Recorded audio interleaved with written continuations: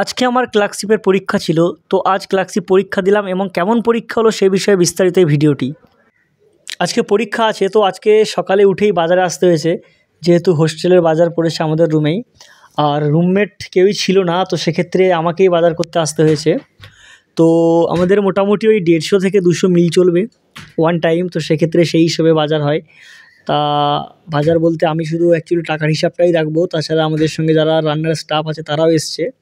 তো এসছি আমরা শিয়ালদাল কোলে মার্কেটে, এখান থেকে বাজার হয়। এখান থেকে যেগুলো পাল্লা দরে জিনিস পাওয়া যায় 5 কেজি 10 কেজি এরকমভাবে নেওয়া হয়। তো আমরা পেঁয়াজ নিয়েছিলাম, টমেটো নিয়েছি, আলু নিয়েছি। তারপরে সকালবেলা বাজারটা দেখো, তো এই পাশেই কিন্তু রাজুদার বিখ্যাত পরোটার দোকান, ঠিক আছে। তো ভেবেছিলাম খেতে যাবো, কিন্তু রবিবার ছিল বলে সম্ভবত বন্ধ ছিল, দোকানটা আর পেলাম না। একদম এই যে এই রাস্তা দেখছেন, তো কিছুটা আগে গিয়ে দোকান। আর চলে এসেছিলাম ভিতরে যে মেন মার্কেট আছে, ঠিক আছে। এখানে আলুর বস্তা থেকে শুরু করে প্রত্যেক সবজি 5 কেজি পাল্লা নিতে হবে, এমনি খুচরো পাবে না। ক্যাপসিকাম থেকে শুরু করে গাজর থেকে শুরু করে যাবতীয় সবজি সব পাল্লা ধরে নিতে হবে, 5 কেজি 5 কেজি। তো একদিন শিয়ালদারে কোলে মার্কেটের বাজারে আসবে, মনটা খুবই ভালো লাগবে। বাজারে এই বাড়ির দিকে লোকাল মার্কেট ছেড়ে দিয়ে যখন আসবেন, তো দেখতে সত্যি খুব এই যে দেখছেন তো বিন 5 কেজি, অপশান নেই। ধনেপাতা 5 কেজি, অপশান নেই আর আপনার কাছে, ঠিক আছে। তো তারপরেই আমি রেডি হয়ে গেলাম, রেডি হয়ে পরীক্ষা দিতে যাব। আজকে আমার ক্লার্কশিপের পরীক্ষা আছে সেকেন্ড শিফটে। তো পরীক্ষা পড়েছে আমার ভবানীপুরে একটি স্কুলে পড়েছে, সাবুরবান মেন স্কুল। তো সেখানে যাব। তো সকাল সকাল বেরিয়ে পড়লাম স্নান করে। এখন যাচ্ছি, একটু নার্ভাস আছি। ক্লার্কশিপের পরীক্ষা 4th শিফটে, সবার শেষের শিফটে পরীক্ষা পড়েছে। তো একটু নার্ভাস তো আছি। তো হেঁটে হেঁটে প্রথম সেন্ট্রালে যাচ্ছি, ওখান থেকে মেট্রো নেব। তো মেট্রোতে আমি উঠবো, এবার মেট্রো স্টেশন চলে এসেছি। এখান থেকে মেট্রো ধরে আমি নামবো নেতাজি ভবন। নেতাজি ভবন থেকে মেশিনা মাত্র 4-5 মিনিট হাঁটা পথ। তো যাদের সাবুরবান স্কুলে সিট পড়বে পরবর্তীকালে যে কোনো এক্সামে, তার রুটটাও জেনে নিও, ঠিক আছে। মেট্রো থেকে আমি বেরোলাম, নেতাজি ভবনে নেমে মেট্রো থেকে আমি হাঁটলাম, একটু একটু হেঁটেই স্কুল আছে, ঠিক আছে। তো স্কুলে খুব ভালোভাবে পরীক্ষা দিলাম, পরীক্ষা দিয়ে আমি ফিরে আসলাম। তো এই পথ ধরে আমি ফিরলাম, আবার আসার সময় বাস ধরে ফিরেছিলাম, কারণ যে বাসটা 21/1 বাসটা একদম হোস্টেলের সামনে আমাকে নামাবে।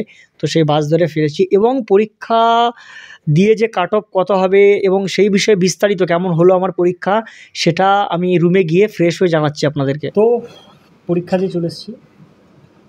তা যেটা বলার ছিল যে 4th শিফট অর্থাৎ সেশন 4-এর যে কোশ্চেনটা ছিল ওটা অনেকটাই হার্ড ছিল। তো যারা সেশন 4-এ পরীক্ষাটা দিয়েছে তারা সকলেই জানে যে কতটা হার্ড ছিল। অর্থাৎ ক্লাস 10 লেভেলের পরীক্ষা পিএসসি নিচ্ছে, কিন্তু সেক্ষেত্রে কোশ্চেন আসে ডাব্লিউবিসিএস লেভেলে। একটা কোশ্চেন এসেছিল বাঁশদা টাইগার রিজার্ভ কোন রাজ্যে অবস্থিত। এবার এটা কতটা কঠিন যারা অ্যাটেন্ড করেছে তারা বুঝতে পেরেছে। অ্যাকচুয়ালি অ্যান্সারটা হবে গুজরাট, কিন্তু টাফ ছিল মাস্ট বি। আর তাছাড়া যেগুলো আপনার ইংলিশ থেকে শুরু করে আর ম্যাথ যে কোশ্চেনগুলো ছিল অনেকই টাফ ছিল। তো সেক্ষেত্রে মনে হচ্ছে না যে মানে সবার অতটা ভালো হয়েছে 4th শিফটে যারা পরীক্ষা দিয়েছে, ঠিক আছে। আর একটা বিষয়, পিএসসি যেহেতু first shift second shift third shift 4th shift করে পরীক্ষা নিচ্ছে, সেক্ষেত্রে নর্মালাইজেশন হওয়াটা খুব জরুরি। এবং আমি মনে করি যে নর্মালাইজেশন হলে তবেই একটা ব্যালেন্সে আসবে, নাহলে যারা ফার্স্ট সেকেন্ড শিফটে পরীক্ষা দেওয়াটা ইজি হয়ে গেল। তো সেক্ষেত্রে আমি মনে করি যে নর্মালাইজেশন হওয়া উচিত ছিল।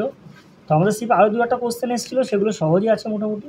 এশিয়াটিক সোসাইটি কে প্রতিষ্ঠা করেছে এই কোশ্চেনটাও এসেছিলো।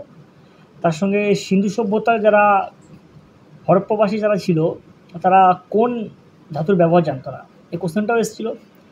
অ্যান্ড ডার্কনেস এরা যে একটা বই ছিল, এই বইটাও এসেছিলো, ঠিক আছে। তো কিছু কিছু কোশ্চেন এসেছিলো, ঠিক আছে। তাছাড়া কিন্তু ওভারঅল যদি 100 নম্বরের যেহেতু পরীক্ষা হচ্ছে, সেক্ষেত্রে অন্যান্য শিফটের তুলনায় এ শিফটে এতটা কঠিন প্রশ্ন দেওয়ার কারণটা কি আমি জানি না। আর কাট অফের বিষয় যেটা, সেটা সম্ভবত যদি নর্মালাইজেশন হয় সেক্ষেত্রে আমি তো বলবো যে 55 থেকে 60 ওবিসিতে থাকছে। আর যাদের 50-এর বেশি এসসি এসটি যারা আছো, তো তারা এখন থেকে মেন্সের জন্য প্রস্তুতি শুরু করো। আর জেনারেল যারা আছো তারা 70-80 ধরো, ঠিক আছে। যেহেতু পিএসসি তো এক্সামে সেভাবে কাট অফ করে না। আরেকটা বিষয়, ওএমআরে যেহেতু কার্বন কপি দেয়নি এবং কোশ্চেনটাও যেহেতু দেয়নি, সেক্ষেত্রে বলা মুশকিল।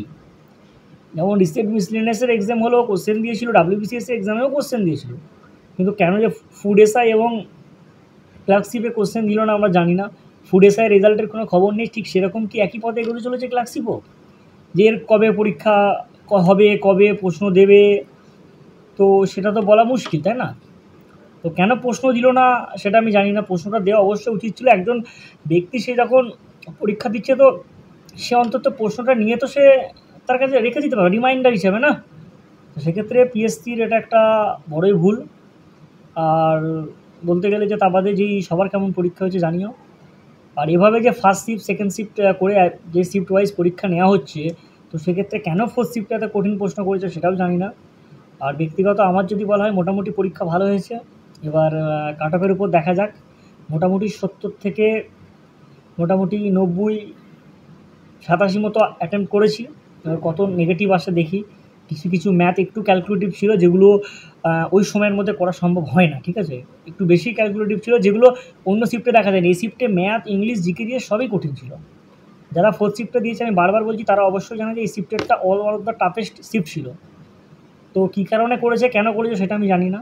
তো বেস্ট অফ লাক সবাই। যাদের যা মোটামুটি যে কাট অফটা বললাম তার মধ্যে আসছে, তারা অন্তত মেন্সের জন্য প্রস্তুতি শুরু করে দেয় এখন থেকে।